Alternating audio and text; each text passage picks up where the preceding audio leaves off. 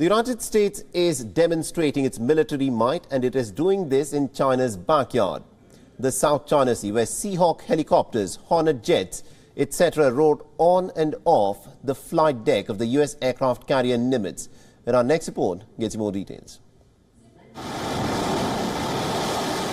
A demonstration of U.S. military power in some of the world's most hotly contested waters as dozens of combat planes and helicopters roar on and off the flight deck of the U.S. aircraft carrier Nimitz.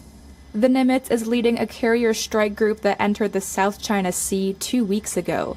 Its presence riles China, which claims historic jurisdiction over almost the entire South China Sea and sees the exercises as provocations in its backyard. Petty Officer Joel Guillen. I mean, for the most part, it's no different than any other deployment I've been on. We're just here to move aircraft, make sure it's done safely, make sure people don't get hurt, make sure that we can operate, and send the aircraft up the flight deck, do what they got to do. The group's commander, Rear Admiral Christopher Sweeney, said it was part of a U.S. commitment to uphold freedom of passage in the waters and the airspace of a region vital to global trade. Beijing has been conducting regular exercises too, and maintains a large presence of coast guards and fishing vessels far off its mainland, a source of frequent tension with its neighbors.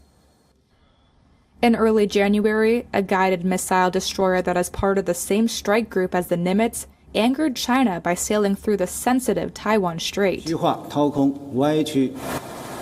That came 2 weeks after a Chinese Navy fighter jet caused alarm by coming within 10 feet of a U.S. Air Force plane over the South China Sea. The U.S. presence in the South China Sea, a conduit for nearly $3.5 trillion worth of annual trade, has been welcomed by allies like Japan, South Korea, the Philippines, and Australia. WION is now available in your country. Download the app now and get all the news on the move.